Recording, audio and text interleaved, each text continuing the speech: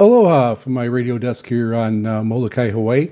I wanted to end out my video series for the K-480WLA shortwave radio antenna. And I say shortwave radio antenna, but it does do FM also, and it's got the box that you can change, so it will bring in the other frequencies. So you have some adjustment there.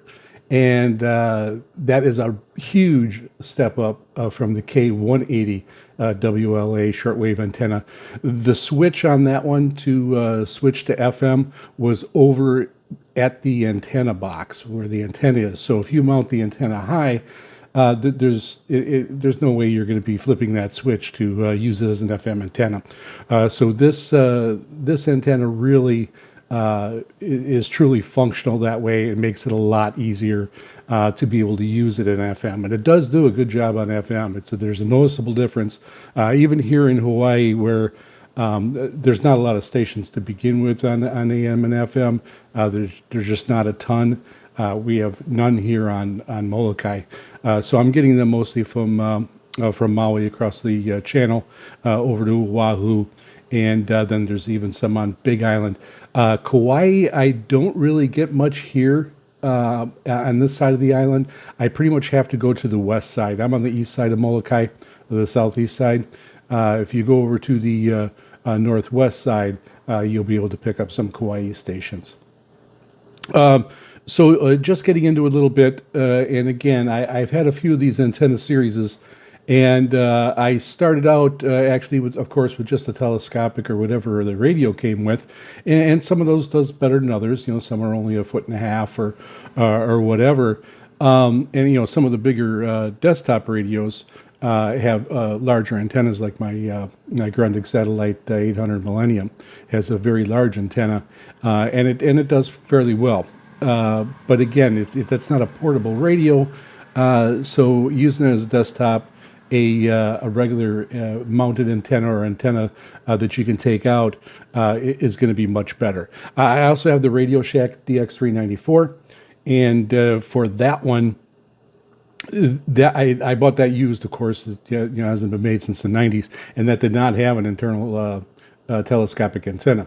So I have to hook up a external antenna on that one, and that one does pretty well also. So I started out. I bought I found on eBay. I found a cheap Radio Shack shortwave powered amplified antenna. Again, way back, I believe it was from the 90s, and battery operated, but you can put a power supply on it, and that did pretty good. It had a hookup to it, so you can hook it up with a cable. If your radio had that, or I could just use a clip-on alligator clip to the telescopic. So I did that on a couple portables that I had, and it actually worked pretty good. There was a tuner on there, so I was able to adjust it. That came in pretty well. Then I also had a magic wand type antenna, which is just a straight piece of PVC, and there's some wound wire in there. And I had a hook out on my lanai that I would just hook it up there, and I ran the wire in and used that. That actually did pretty well also. But because the Radio Shack was amplified, I was able to hook the magic wand with the alligator clip onto the telescopic of the Radio Shack, and then with the amplifier there, that did help quite a bit. So I used that for quite a bit actually, and then I moved on. Started checking things out, and I found the MLA 30 Plus. Highly recommended antenna. A lot of people liked it. There was also a U-loop that I looked at. That was not amplified. And when I had the magic wand antenna not being amplified, and I noticed the difference that the amplification made, I ended up just skipping that one because of that.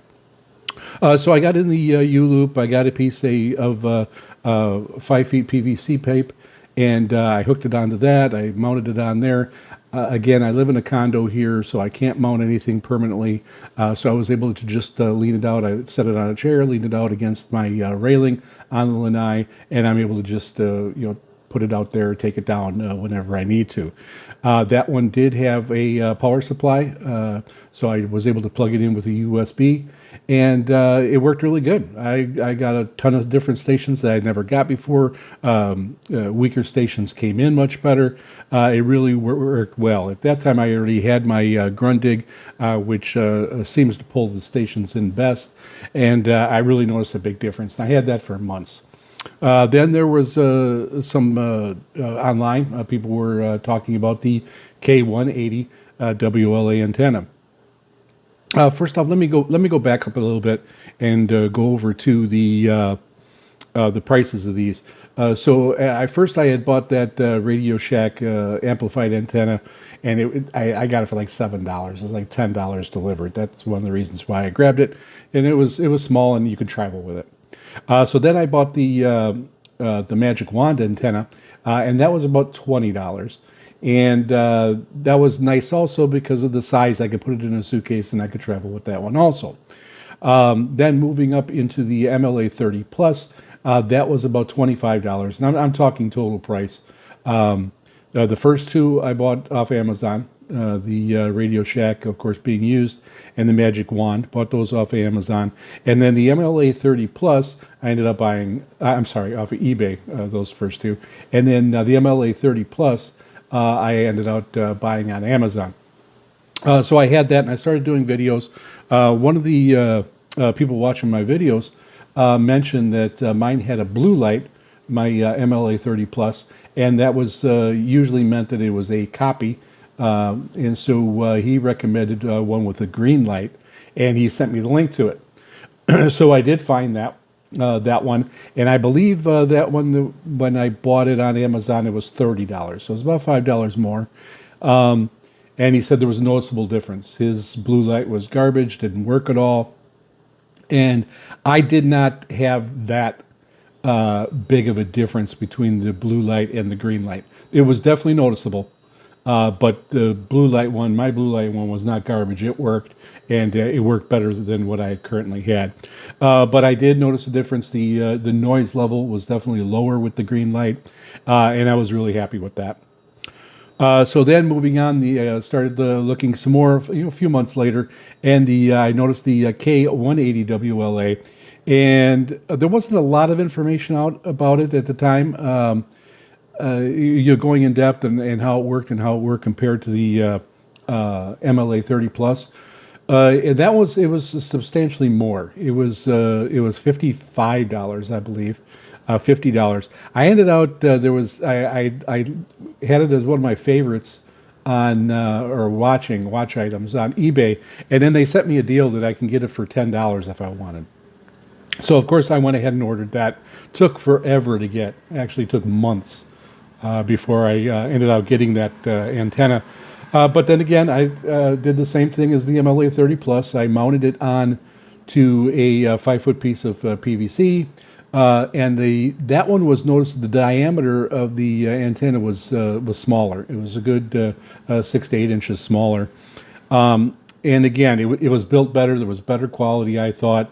And hooking it up right away, the first thing I noticed was that the noise floor was so much lower, and that was really big. At first I didn't know it. The stations came in clear, so I knew it was better, and I was hearing stations better. But then as I started to do some DXing, I was able to pick up weaker stations, and I would get a weak station. I'd switch over to the MLA 30 Plus. And the K-180 WLA brought it in where the MLA 30 Plus did not. So it didn't even bring in those lighter ones. So it was definitely a step up, definitely improvement. When I did purchase it, it did say it was an FM antenna, so I was a little excited about that.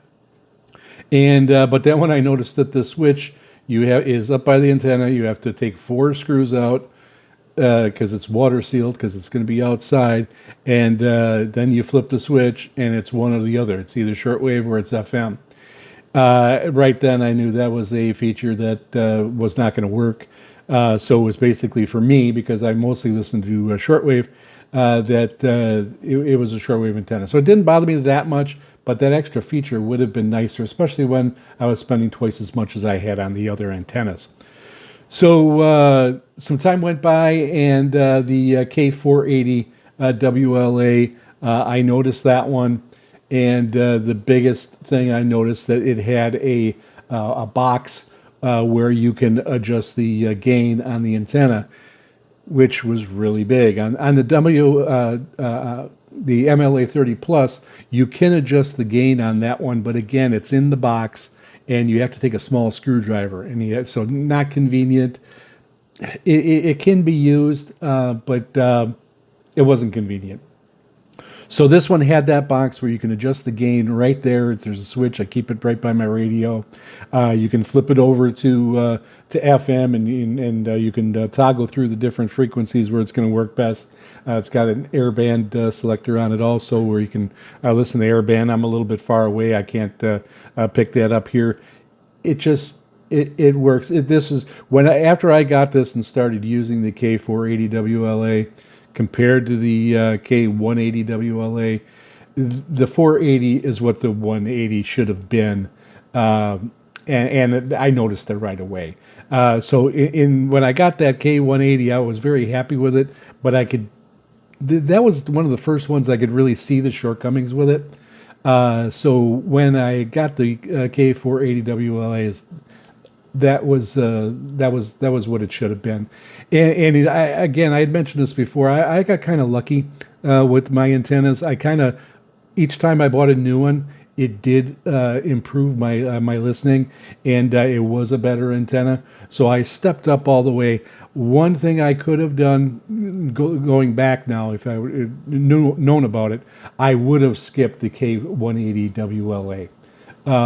It's a good antenna, but the K480WLA is what the K180 should be, and it's just much better. So the K180WLA again was $55, I believe, is what it's selling for now, and the K480WLA is much more expensive. It's twice that, and then depending on how much cable that you need to bring it in from the antenna. I got the one that was right in the middle. It was 15 meters of cable. I don't need much because it's just out a mile and a half. It goes through a window. I tuck it under a rug, and it comes right to my radio desk. So 15 was fine for me, and that one was $110 on Amazon. Again, it worked right away. It lived right up to the hype right away. You don't have to worry about a battery. It's got a rechargeable battery on the inside. The battery lasts a long time. I have yet to run out of battery with that. And when I do listening sessions, I will listen for hours on end. So I'll be there for 6 to 8 hours sometimes with taking some breaks, but I wouldn't be turning the antenna off. So it's continuously on. And I just every once in a while, like once every couple weeks, I will plug it in to just to recharge it and make sure that it's charged that way. That's how I've been doing it, and it's worked really well. So again, the closeout of my final thoughts on this, the K480WLA is a really good antenna. If you have the means to go ahead or save up to buy it at $110, it definitely works. I know there's a big following to the old Wellbrooks, which are not made anymore. I really wish I could get one of those antennas. I think I'm going to keep an eye out and watch on eBay and see if one comes open. They are quite expensive. I've heard when they came out, they're at least twice as much, maybe even 3 times as much as the K480WLA. But I hear that they are excellent antennas also. I would have to look and see the setup because I can't mount anything permanently, just to verify that it would work for my situation being here in a condo. But I'm always looking for we're always looking for that new antenna, the new thing that's going to help us bring in those really weak stations. I am kind of lucky here in Hawaii. I get a good variety of stations from all over.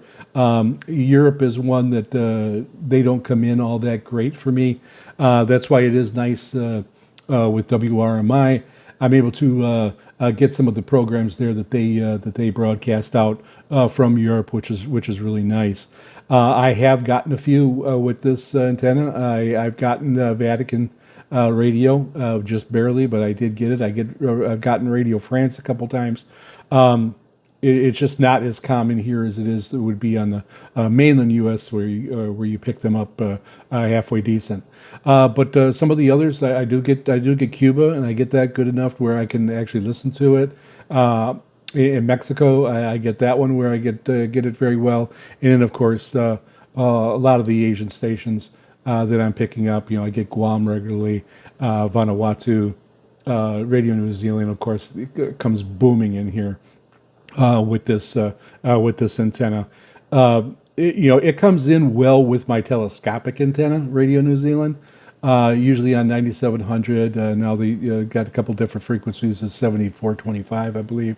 But it comes in pretty good with the telescopic antenna, but it comes in like a clear FM station, like you have on the FM, on the mainland, or some of the closer ones here in Hawaii.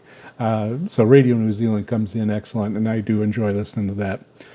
So all in all, yes, it is my main go-to antenna. I do have the K-180WLA still on my radio desk. I could still hook a radio up to it, just a simple unplugging and plugging it in. So I really do like this antenna, and I do recommend it. So I will put a link in the description of this video for a link to Amazon, and you can go ahead and check it out. Of course, you can just do a simple search too. I don't have any affiliation with any of these products or with Amazon, so I don't get anything for it. Same thing with doing this video. I have no affiliation with any of these companies that are putting out these antennas. These are me just purchasing them with my money and then doing the videos on them. So hopefully this helps you out. Check out the K480WLA antenna. If you do have one, put some comments down. Tell me what you think of it. Is it your main antenna? Sometimes being here in Hawaii, the listening is quite different. I am in a very rural area, so I don't get a ton of interference. I'm in a condo complex, so of course there's some, but it works really well. But I really wonder, how it would be on the mainland in big cities or being in rural locations. Let me know how this K480WLA works out for you. That'd be really interesting. So again, from my radio desk here on Molokai, Hawaii, aloha everyone.